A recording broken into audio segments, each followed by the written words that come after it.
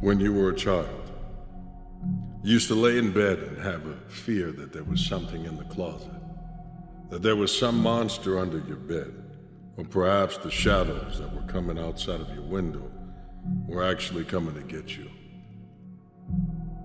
These fears were unrealistic, but they were real in your mind because you were a child.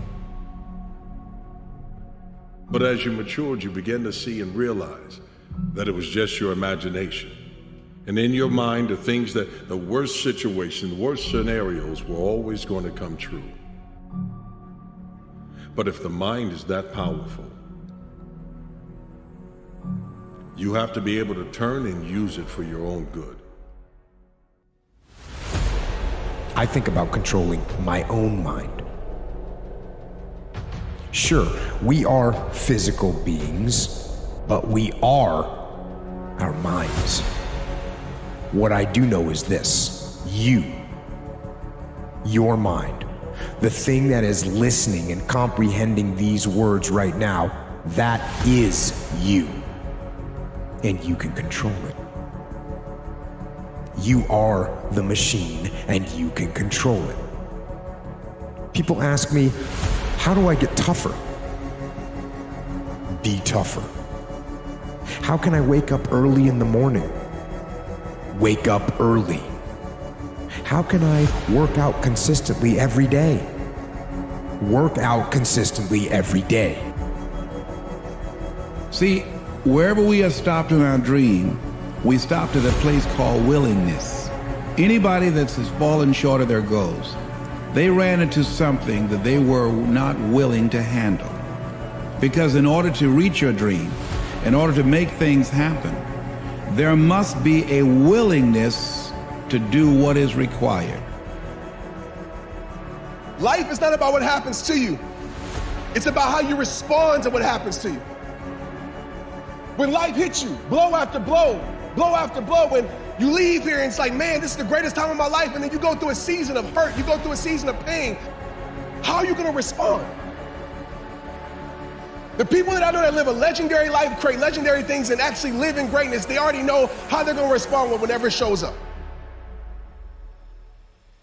I think we live in a world where there's a lot of injustice, where we don't all start from the same place. I think what you should be focused on is what you can do for your life. Your circumstance is your circumstance. I've always believed that my disadvantages are my superpowers. Begin to believe that somehow, some way, that the monster that is on the bed is bigger than the monster under the bed. You are becoming a beast, but it takes going through trials and tribulations. It takes going into battle and entering the arena of life and realizing that you are not a victim, you are a victor. But the only way you get a victory is to engage. Stop being afraid of what's in the closet or what might come out about your life or mistakes you've made that someone might expose about you. Embrace the fact that you are not perfect. You've made mistakes, but those mistakes have not become your character. Those mistakes have helped you fortify your character. People have talent. People have a lot of talent. And this is going beyond your talent. So when there's no more talent, what happens to you? Most people quit. People only go to their talent level. And once your talent level is gone, it becomes a mental game. The whole mental game sets in then. And most people can only perform to their talent. Why is this my big hurdle? It's because you're performing to your talent.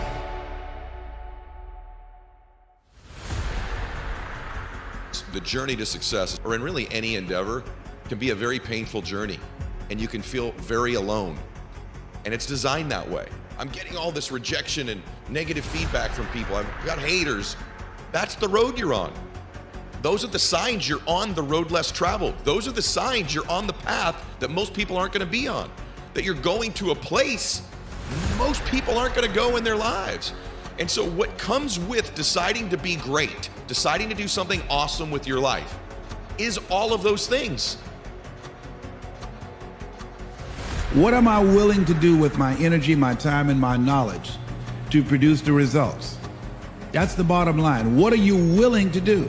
And what most people don't realize is they don't give up on their goals because it becomes insurmountable or it's impossible.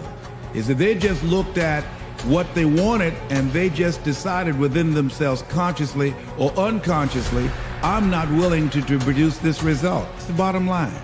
Because the only thing that counts in life are results, not reasons of why you didn't do it, but results. That's the only thing that counts.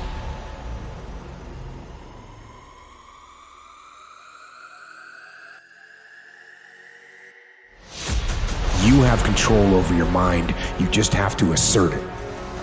You have to decide that you are going to be in control, that you are going to do what you want to do.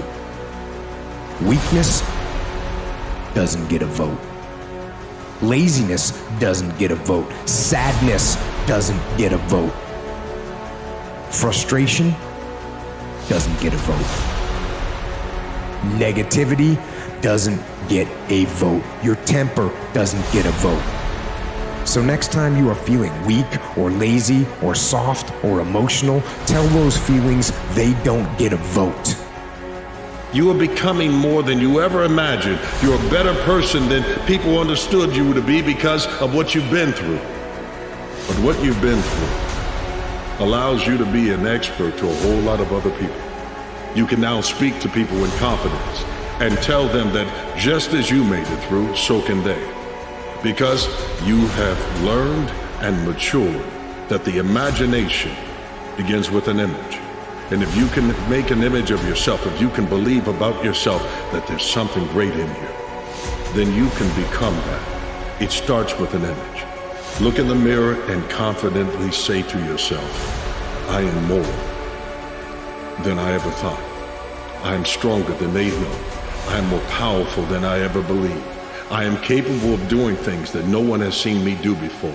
I am much more than anyone has ever spoken over my life, including myself, and I'm about to dream even bigger.